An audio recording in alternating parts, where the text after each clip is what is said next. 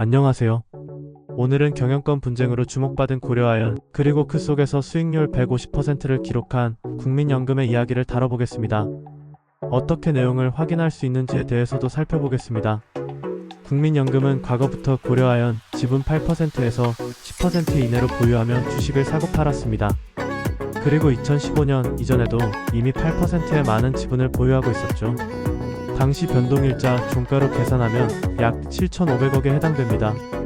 그리고 2020년 코비드로 인해 주식시장은 바닥을 찍었고, 그때부터 국민연금은 지분을 조금씩 늘려가 약 10% 수준까지 매입했습니다. 이후 2024년 주가는 매입 당시와 비슷한 수준이지만 지분을 줄이기도 했죠. 하지만 2024년 경영권 분쟁이 시작되었고, 10월 국민연금은 이때 약 3%가량의 지분을 처분하며 5천억 원의 차익을 얻었습니다. 주식 차트를 보면서 다시 한번 설명드리겠습니다. 국민연금은 2024년 10월 경영권 분쟁으로 인한 1차 파동 때 약 3%의 지분을 처분하였습니다. 처분 시점의 주가는 130만 1천원으로 약 8,223억에 해당됩니다.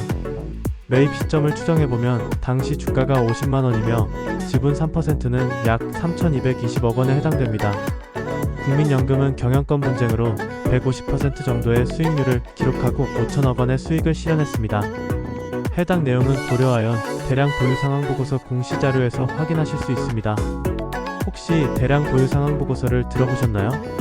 이는 특정인이 상장사의 주식을 5% 이상 보유하거나 이후 1% 이상의 변동이 있을 경우 공시해야 하는 보고서입니다.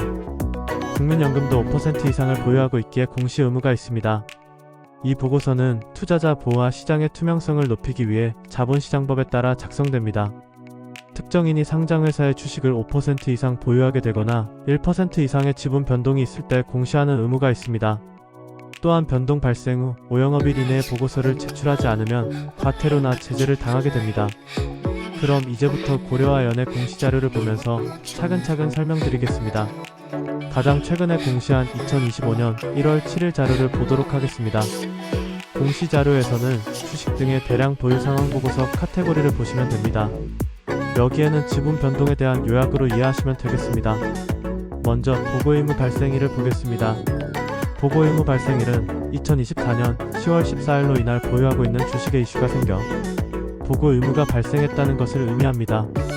보고 구분을 보시면 변동이라고 되어 있으며 이는 보유하고 있는 주식의 수가 변동되었음을 의미합니다. 이에 보유 주식 등의 수 및 보유 비율을 보면 약 3% 지분이 처분된 것을 확인할 수 있습니다. 보고 사유에는 공개 매수 신청 및 단순 추가 취득 처분이라고 되어 있네요.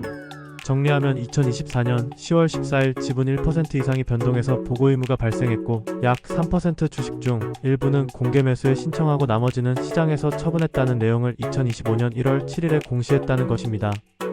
그렇다면 공개 매수 신청과 시장에서 얼마에 얼마나 처분했는지 궁금하시겠죠? 해당 내용은 제3부 직전 보고일 이후 대량 변동 내역에서 확인하실 수 있습니다. 아래 세부 변동 내역에 보시면 상세히 나와 있는데요. 10월 14일 22만 8,512주를 처분했고 10월 28일에는 40만 3,606주를 처분했다고 나와 있네요. 그리고 옆에 취득처분 단가에는 동란으로 되어 있어 확인할 수가 없네요.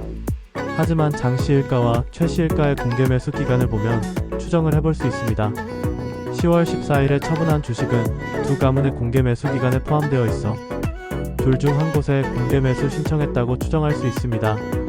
만약 처분 단가를 적었다면 공개 매수 금액이 다르니 국민연금이 어디 손을 들어줬는지 추측할 수도 있을 겁니다. 그리고 10월 28일은 두 가문의 공개 매수 기간에 포함되어 있지 않으니 장내에서 매매했다고 보시면 됩니다.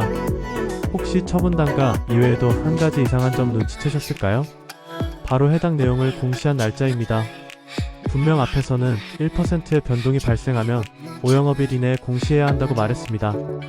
그런데 국민연금의 공시를 보면 10월 14일에 공시 의무가 발생했음에도 공시는 2025년 1월 7일에 하였습니다. 약 3개월이 지난 시점입니다. 국민연금이 이렇게 늦게 공시하는 이유는 바로 특수한 지위 때문입니다.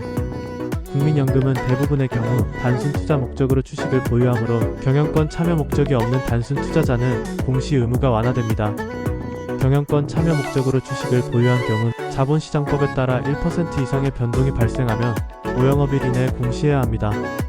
그러나 단순 투자를 목적으로 보유한 경우에는 공시 기한이 더 완화됩니다. 일반적으로 분기별 공시나 일정 기간 후에 보고할 수 있습니다. 단순 투자는 기업 경영과 무관하게 수익을 얻기 위한 비개입적 투자이며, 일반 투자는 경영 참여를 목적으로 한 활동적 투자입니다. 국민연금과 같은 연기금은 대부분 단순 투자로 분류되지만 필요에 따라 일반 투자 목적으로 전환하기도 합니다. 국민연금은 매우 많은 종목을 운영하기 때문에 지분 변동 사항을 모두 실시간으로 공시하기는 어렵습니다. 이는 운영 효율성을 높이기 위한 행정적 선택으로 볼 수 있습니다. 그러나 지연된 공시가 투자자들에게 영향을 줄 수 있으므로 이를 개선하기 위한 제도적 보완책이 필요하다는 지적도 존재합니다. 주식 등의 대량 보유 상황 보고서는 시장 투명성과 투자자 보호를 위한 중요한 장치입니다. 하지만 국민연금처럼 공적기관이나 단순 투자자는 공시 규정이 완화될 수 있다는 점도 이해해야 합니다. 여러분도 이 보고서를 꼭 확인하시고 주요 투자자들의 움직임을 파악해 투자 전략에 활용해보세요. 오늘 영상 도움이 되셨나요? 주식시장에서의 정보는 곧 힘입니다. 이상 방랑전개기였습니다.